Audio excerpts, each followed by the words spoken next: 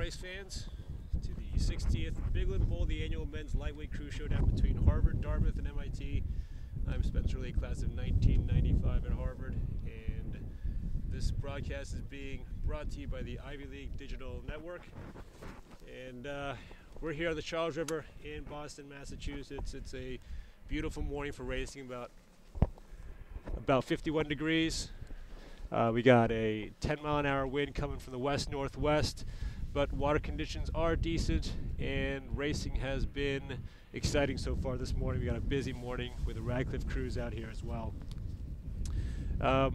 Water is relatively flat. The potential rain forecasted for this morning has held off, and it's a beautiful morning for racing, or as Charlie Butt used to say, it's a great time to put your boot in somebody's backside. Crews are presently getting lined up. On the Cambridge side is Dartmouth. On the Boston side is the MIT crew, and in the middle lane is Harvard. Crews are presently getting lined up. We got about 2 minutes before race time. And as I mentioned before, this is the 60th running of the Bigland Bowl. All time the record stands at 50 victories for Harvard, 5 victories for MIT, and 4 for Dartmouth. The event has been dominated by Harvard lately as well, with the Crimson winning the previous 5 years, and Dartmouth being the last winner other than Harvard, taking first place in 2008. MIT, while second overall in Bigland Bowl victories, has had a tough go of it recently, having not won since 1983 and finishing better than third only once since then.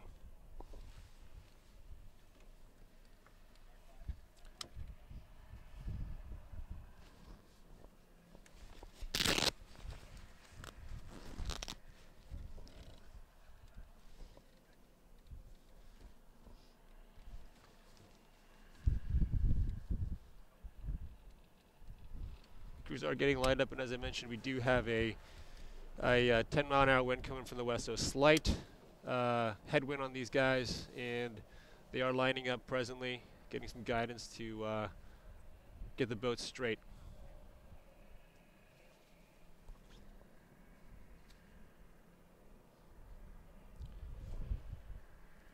And the boats appear to be lined up and ready to go.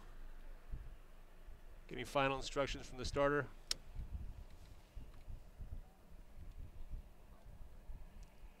Blades are in the water at the catch.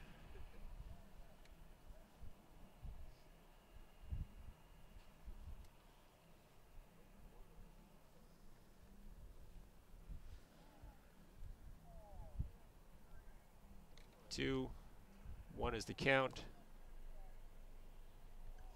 Crews are off. Crews are off, and it is a clean start here at the Bigland Bowl.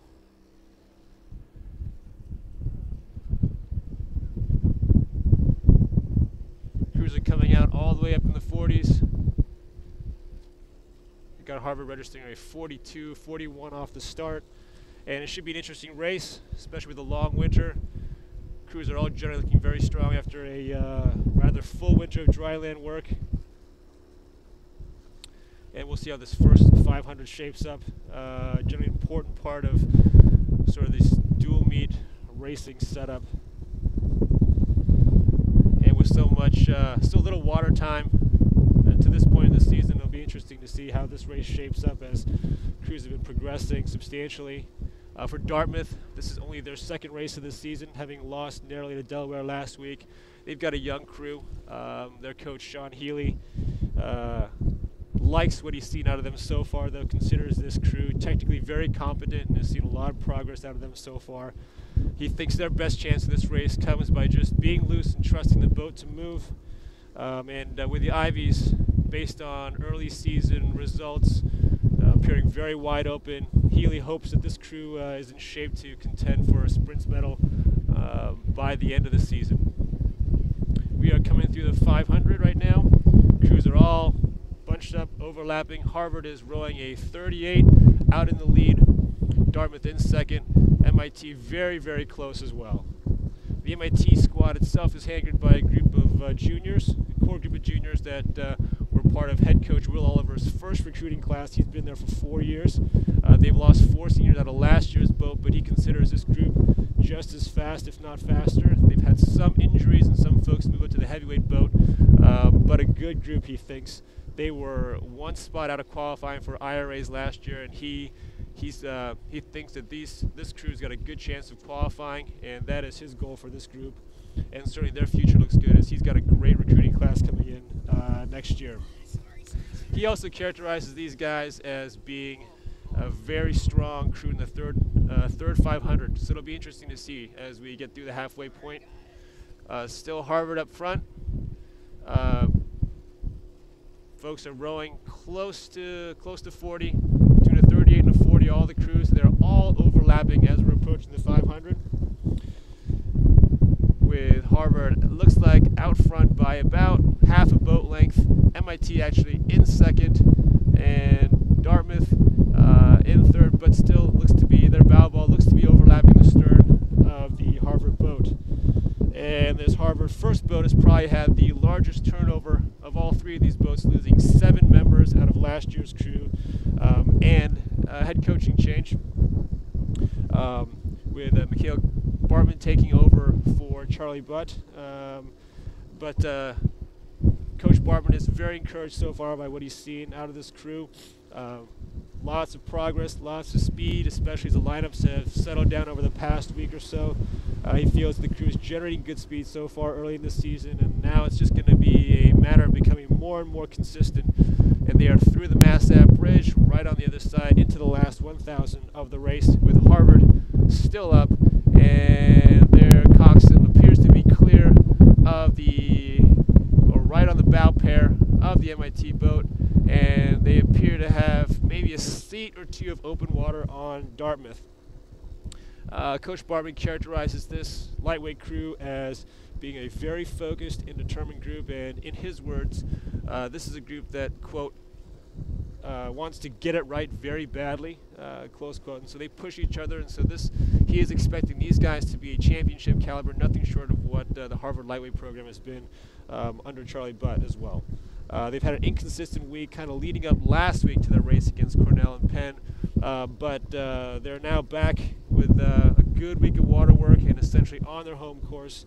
And so Coach Bartman was looking for a very solid bounce-back performance, and he's getting it so far from his Harvard crew that now has open water on MIT and probably about 6 or 7 seats of open water on Dartmouth, and they are coming into the 500 to go mark.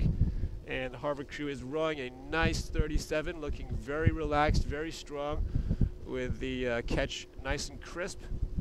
MIT crew hanging in there nice and strong as well, coming in at second, and the Dartmouth crew still with overlap on MIT. So all these crews in touch, staying in contention, pushing into the last 500. So this is a great race we have going on for the lightweight men.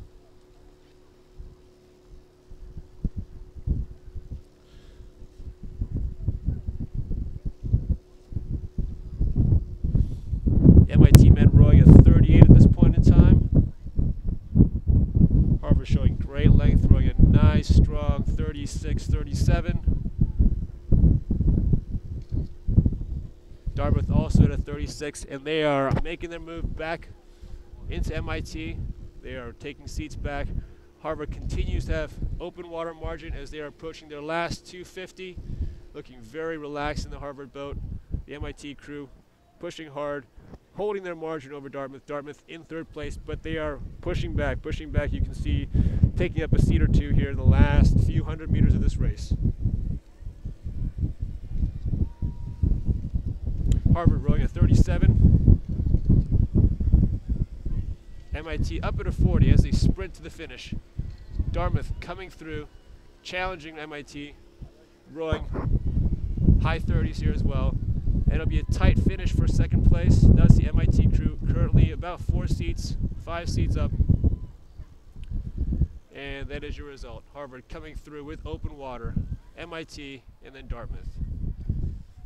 So there you have it, your varsity lightweight men's crew results of the Bigland Bowl. Harvard in first, MIT in second, and Dartmouth in third. And we'll be back at 9:36 for the live broadcast of the JV boats.